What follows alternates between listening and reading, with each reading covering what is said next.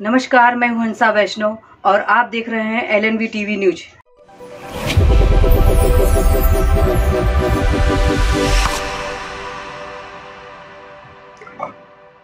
नमस्कार, स्वागत है आपका। मैं हूं डॉक्टर LN वैष्णव। बड़ी संख्या में रेत का व्यापार करने वाले लोग संयुक्त कलेक्ट्रेट भवन पहुंचे। उन्होंने एक ज्ञापन सौंपा। कलेक्टर सुधीर कुमार कोचर से संपर्क किया, उनसे मांग की कि वह उनको रेत के विक्रय करने की अनुमति प्रदान करें। बता दें हम आपको कि दमोह में लगभग 250 से अधिक फुटकर रेत व्यापारी बताए जाते हैं।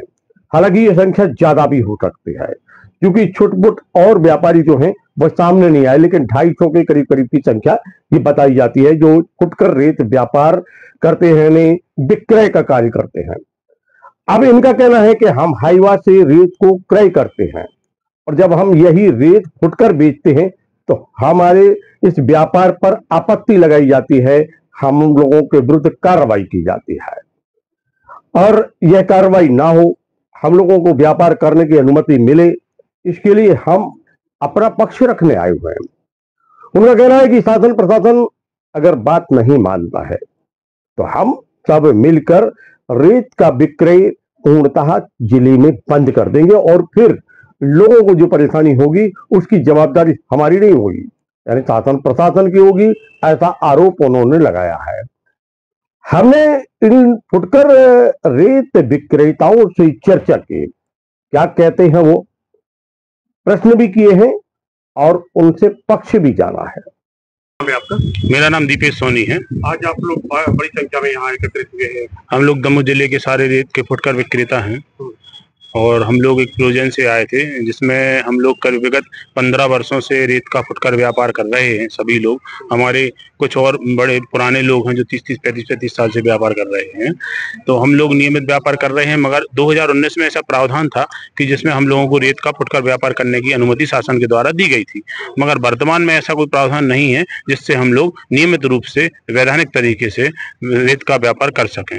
अभी वर्तमान में परिस्थितियां ये हैं कि 2019 से 2025 तक शासन के पास ऐसा कोई भी नियमित ठेकेदार नहीं है जो शासन को राजस्व हर माह दे रहा हो और नियमित ठेकेदार हो। एक भी 6 वर्षों में कोई भी नियमित ठेकेदार नहीं है। उसके बावजूद भी लाखों के चालान हम लोगों के ऊपर हर साल आरोपित किए जाते हैं, हम लोग भरते भी हैं। इस बात से हम लोग त्रस्त आकर 20 तारीख 20/5/2025 से अनिश्चितकालीन के लिए व्यापार बंद कर रहे हैं, जिससे हम लोगों को कुछ ऐसी राहत दी जाए जिससे हम लोग व्यापार नियमित तरीके से कर पाएं और शासन के नियम और शर्तों के अनुसार हम लोग व्यापार कर सकें और शहर की जरूरतों को पूरा कर पाएं। अभी आप लोग व्यापार कर रहे हैं, अचानक क्यों आना पड़ा? अचानक इसलिए आना पड़ा है कि विगत 1 माह पूर्व कुछ ट्रैक्टरों को के ऊपर कार्रवाई की गई थी, कुछ रेत के स्टॉकों के ऊपर कार्रवाई की गई है और कार्रवाई जारी है।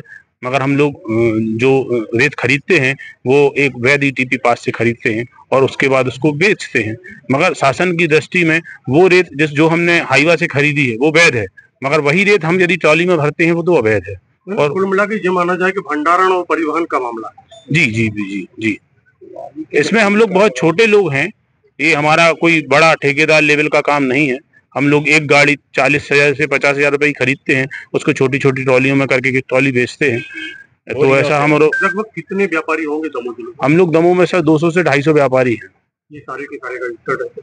रजिस्टर्ड तो सर कोई भी नहीं है। जब वैधानिक ही नहीं है कोई कार्य तो रजिस्टर्ड कैसे होगा?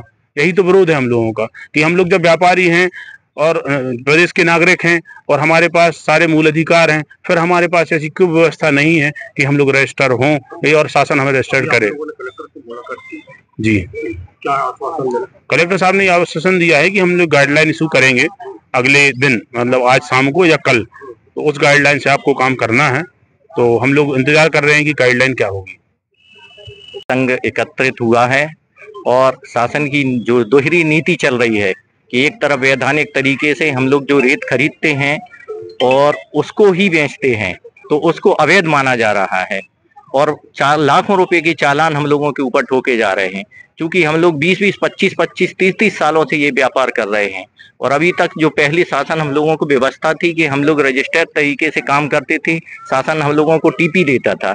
क्योंकि 2019 के बाद नीतियां बदली और अब वैधानिक तरीके का कोई भी ठेकेदार भी जिले में उपलब्ध नहीं है। कि हम लोग उससे भी टीपी लेके और काम कर सकें। तो यही विरोध करने आए हैं कि हम लोगों को वैधानिक तरीके से परमिशन के तहत काम करने की अनुमति दी जाए और जो उच्च गुणवत्ता की रेत है आम नागरिक तक हम लोग पहुंचा सकें। और अगर काम करने की अनुमति नहीं मिलती है तो हम लोग पूरे व्यापारी दमोह जिले के काम बंद करेंगे और जो भी परेशानियां आम जनता के लिए जाती हैं उसमें शासन प्रशासन ही जिम्मेदार होगा। तो मित्रों, सुना आपने, ये थे वह फुटकर रेत व्यापारी जो विक्रय का कार्य करते हैं, लेकिन इनके ऊपर जो आरोप है वह आरोप कहीं ना कहीं कुछ न कुछ स्थिति को सही दर्शाते हैं। रेत को क्रय करना कहीं गलत नहीं है। रेत यह खरीद सकते हैं, लेकिन जब बेचते हैं तो विक्रय करना और परिवहन करना, भंडारण करना, इन सब पर आपत्ति है। कलेक्टर सुधीर कुमार कोचर के पास लगातार ये शिकायतें पहुंच रही थी। भंडारण होता है और भंडारण बहुत अधिक मात्रा में होता है, विक्रय होता है और साथ में परिवहन होता है, और ऐसी स्थिति में अनेक प्रकार की समस्याएं सामने आती हैं। उन शिकायतों को लेकर प्रशासन ने कार्रवाई प्रारंभ की। जैसे ही सूचना मिली है, रेत व्यापारी एकत्रित हो गए हैं। अब रेत व्यापारी अपना पक्ष रख रहे हैं और प्रशासन का अपना पक्ष है। क्या कार्रवाई होती है, अनुमति मिलती है, नहीं मिलती है, कोई नियम शर्तें लागू होती हैं, आने वाला वक्त बताएगा। लेकिन जो संकेत मिल रहे हैं वो संकेत यही है कि कलेक्टर सुधीर कुमार कोचर के द्वारा कोई नए दिशा निर्देश नियम बनाए जा सकते हैं, जिनका पालन करना इन फुटकर रेत व्यापारियों के लिए आवश्यक हो जाएगा। जगह जगह जो भंडारण करने की जो इनकी प्रवृत्ति है, कहीं पे भी सड़क के मार्ग हो या कहीं पर भी ये भंडारण हो जाता है, इनकी अनुमति अब तो कतई मिलने की आशा नहीं दिखलाई देती है। इन पर कार्रवाई अवश्य होगी। और साथ में जब ये विक्रय करेंगे तो इनको टैक्स भी देना पड़ेगा, क्योंकि अभी तक ऐसी कोई स्थिति निर्मित नहीं होती थी कि ये टैक्स दें। हालांकि इनके विरुद्ध कार्रवाई होती थी, लेकिन जो कार्रवाई होती थी वह परिवहन की, भंडारण की और विक्रय का भी मामला सामने आता था। कहां से लाए आप? जो ट्रक होता था, जो हाईवा होता था, उसके पास तो उसका परमिट होता था, पर इनके पास में उस रेत का, उस गिट्टी का परमिट नहीं होता। अब रेत और गिट्टी का जो व्यापार है उस पर अंकुश लगाने के लिए, यानी अनैतिक तरीके से किए जा रहे कार्य पर अंकुश लगाने के लिए प्रशासन आगे बढ़ रहा है। वहीं रेत और गिट्टी जो विक्रेता है वह चेतावनी दे रहे हैं।